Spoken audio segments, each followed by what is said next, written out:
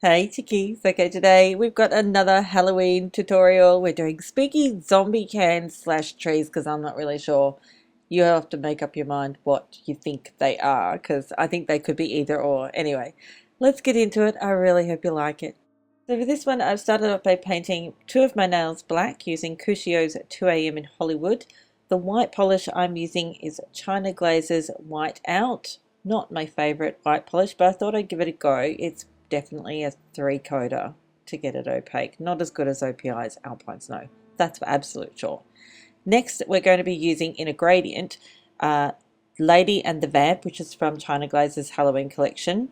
And then we're also using Son of a Peach, I can't remember the collection name, and also Metro Pollen-Tin. And because we're doing a gradient today, I'll be using a pre-dampened latex free sponge, and I'll also be using Simply Peel's latex barrier to protect the skin around my nails. So yes, as I mentioned before, I'm using the Simply Peel latex barrier, so we're going to paint that on the nail, oh, sorry, not on the nail, on the skin around my nail before doing the gradient, just to make sure that cleanup is a lot easier. So using your latex free sponge or your just using your sponge. I happen to use latex free sponges because I believe they create a better gradient. It's not necessarily true, it's just my opinion. So these polishes from China Glaze, and a lot of China Glaze polishes to be honest, are quite thin. They're not usually on the thickest side of, polish. So if you're going to be using China Glaze or a thinner kind of consistency polish, you're going to need to reapply using a sponge with this gradient a couple of times like myself. So I probably did this like 6 or 7 times for each nail. So yeah, it doesn't take long, but if you want to get a good strength of color, then that's what you're going to have to do, depending on, of course, on the type of polish that you're using. So I even had a little bit of trouble getting the black to be very black at the tip of my nail, so I actually ended up turning my sponge around and adding the black to it by itself. I don't know what, for some reason, I don't know, some reason, but sometimes things just don't work out the way you think they're going to, and you've got to learn to, you know, adjust. So we're going to take off the liquid latex, and yeah, see, not much to clean up at all, which is really nice.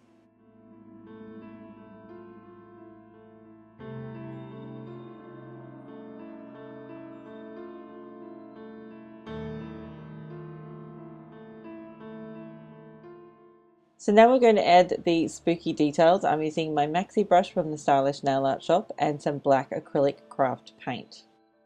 Now I'm starting this tree-like thing. This is what, in my brain, they were going to be trees to begin with, but then once I did them, they sort of took on a whole new life. So we're going to start from the sides of the nails, not going to do anything in the middle of the nail at all to begin with, and just drag your brush sort of haphazardly across your nail so that it creates these weird looking spooky branches. To create the grass at the very tip of the nail, it's just basically quick strokes using your brush going up towards the middle of your nail. And if you crisscross those strokes, it'll make it look even more like authentic, dark, scary looking grass. Next, as I do quite often, I'm going back over to the detail at the top of the nail with the weird, spooky, scary looking thing. I added another branch to the bottom of this one later on. I don't know. I just, this is how I do things. It's like, I'm so sorry. Now moving on to the middle nail and basically repeating everything but in reverse. But I actually like the spooky, scary hand thing on this nail more than I liked it on the first nail. I think I probably learnt from, I don't think I made any mistakes. I just think I like the look of this one better. It does, I think, to me, look a little bit more like a spooky, scary hand rather than, like tree branches. So, spooky.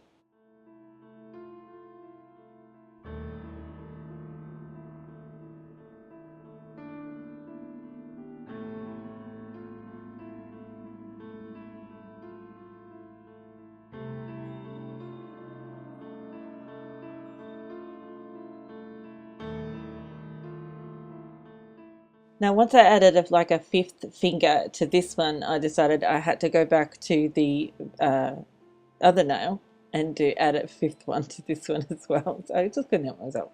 It had to be done. because like by that time I think I'd pretty much settled on the fact that they were kind of spooky, scary hands coming out of the ground. So next I'm adding a coat of Seche Vite first, and then we're going to come back in with a coat of Sea Sirens Sea Matte top coat. It's a great top coat. I'm really surprised at how quickly it dries. It's amazing. So like I paint this one, then I go and paint this one, and then by the time I finish painting this one, I go back to this one, it's pretty much dry already. That's how quick it is. Pretty good. Now after all of that, I decided to show these two under my black light, not just a still shot but like an emotion shot, so that you could see how they move. And well, they don't move, like they're not animated or anything, but anyway, I just thought it'd be spookier if I showed them to you in motion. Anyway, that's it for this one. I really hope you liked it. I'm really sorry that this is late posting because iMovie 9 was playing up after I upgraded my Mac to El Capitan.